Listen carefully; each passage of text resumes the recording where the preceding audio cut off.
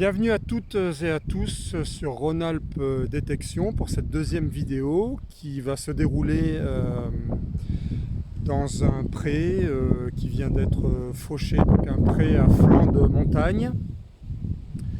L'Oryx donc est fin prêt à partir en détection en espérant que cette nouvelle autorisation prometteuse se révèle riche en trouvailles intéressantes. Ici je détecte sur un sol qui est relativement peu pollué, donc mes réglages pour l'occasion, en fait j'en change assez rarement.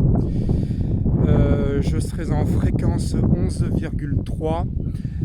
Ma réactivité sera à 2,5. Le ton fer, je l'enlèverai. En ce qui concerne l'effet de sol, je le mets à jour régulièrement au cours de la sortie. Voilà, tout simplement. Donc on y va en espérant faire une belle sortie.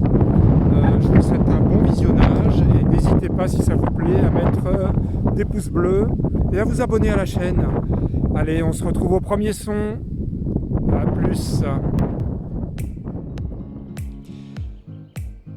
Allez, détection aujourd'hui avec une chaleur torride et ça va être le premier son de la sortie après quasiment 1h30 sans rien faire. Et c'est ici que ça se passe. Un petit son à 85 fixe et je vous montre le bel objet dont il s'agit puisque c'est une bague à coudre que voici, alors vraisemblablement du 19e siècle. Voilà, encore une jolie petite découverte qui fait plaisir et donc on continue.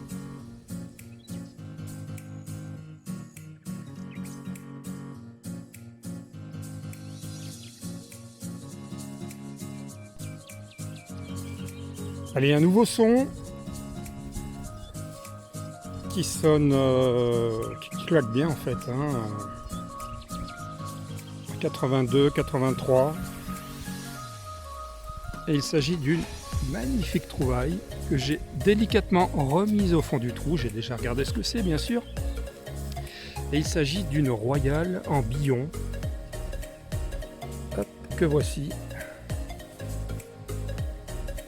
Alors, j'ai pu commencer à l'identifier. Il s'agit d'un 12 au croissant. Donc c'est une monnaie, on va dire, du milieu du 16e, sous Henri III, si je ne dis pas de bêtises. Et qui, bon, est un peu usée, mais qui, ma foi, je pense qu'aura de jolis restes. Voilà la face avec le blason, l'écusson.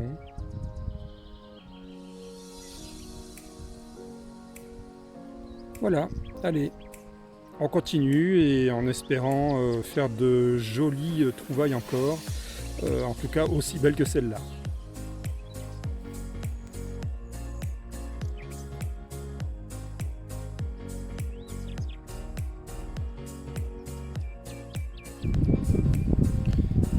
Allez, on se retrouve avec un nouveau son, un petit son qui claque bien, avec un indice de 76. Et c'est déjà sorti, elle est là dans la motte. Il s'agit d'une petite monnaie 10 francs coque. Hop, je vais vous montrer l'autre côté, voici, voilà.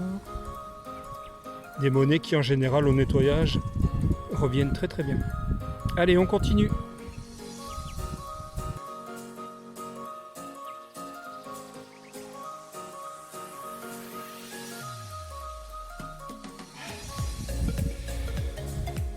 Allez, dernier son de la sortie. Ça sonne plutôt bien, hein, un indice de 93 fixe qui claque bien. Sauf que avant de creuser, c'était plutôt fuyant. L'indice était plutôt de l'ordre de 70. Et pour cause, la monnaie que je vais vous montrer donc était en fait sur la tranche. ce qui fait que l'indice n'était pas terrible et finalement j'ai bien fait de creuser car il s'agit d'un franc Napoléon III en argent. La voilà, qui m'a l'air dans un état plutôt pas mal, 1860. L'autre face est très belle aussi. Et voilà, donc j'ai bien fait de creuser pour cette magnifique 1 franc Napoléon III en argent. Et voilà.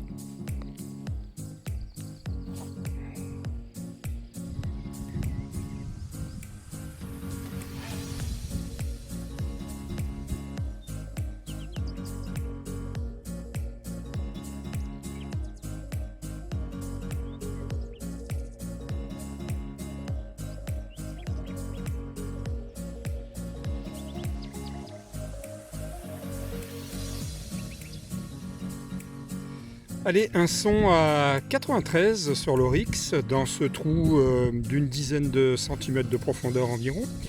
Alors bon, j'ai déjà regardé ce que c'est, je l'ai un petit peu frotté aussi, et malheureusement mis un coup de pelle également. Il s'agit d'une 5 centimes Cérès, qui n'est pas en excellent état, mais qui néanmoins aura des restes pas trop vilains quand même. Voilà, et l'autre face. Voici. Allez, on continue.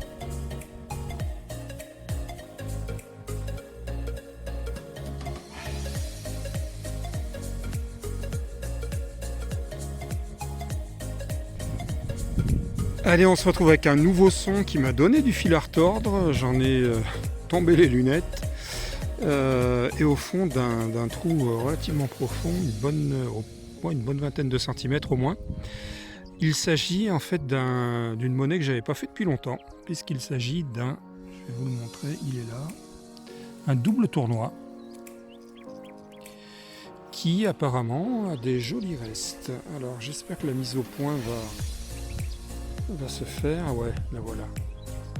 Donc on voit de ce côté-là, on peut distinguer les fleurs de lys, une partie de la date.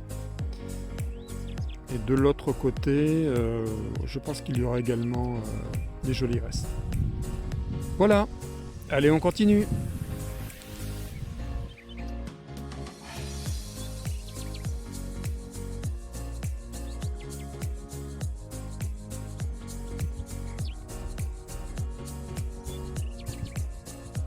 Je pensais cette parcelle très prometteuse de par son orientation, sa situation à flanc de montagne.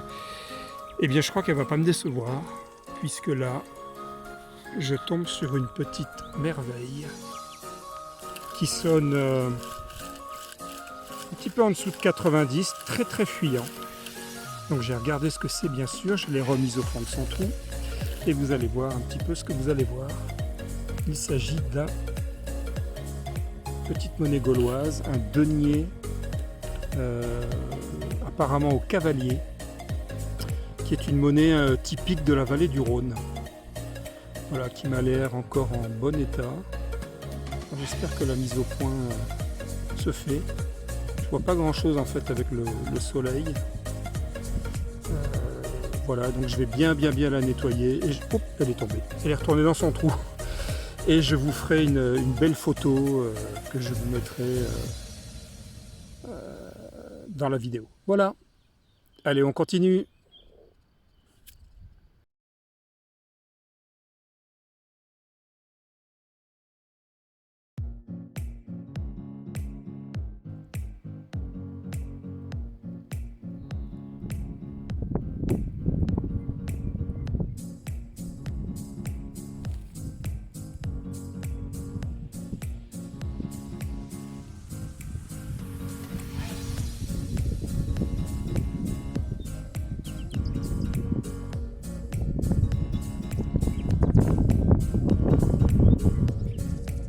Allez, on se retrouve pour un autre son un petit peu fuyant et dans un trou relativement profond d'une vingtaine de centimètres, on aperçoit tout au fond une rondelle que je vais récupérer. je vais vous montrer. Alors, il s'agit d'une, si la mise au point veut bien arriver, une vin Francoq. Voilà, qui m'a l'air en relativement bon état. On va regarder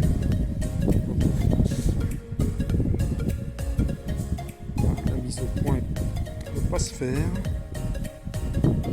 Allez, on se retrouve avec un nouveau son, un bel indice qui claque bien à 88 et c'est sorti puisqu'il s'agit d'une 10 centimes Napoléon III, mais qui malheureusement est bien encroûtée et je pense que ça va être compliqué d'en tirer quelque chose.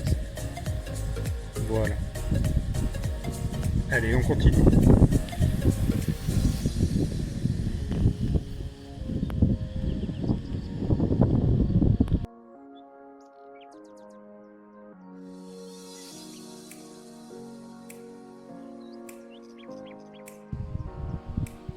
Allez, un nouveau son sur l'Oryx qui sonne à 70 et donc j'ai déjà regardé ce que c'est.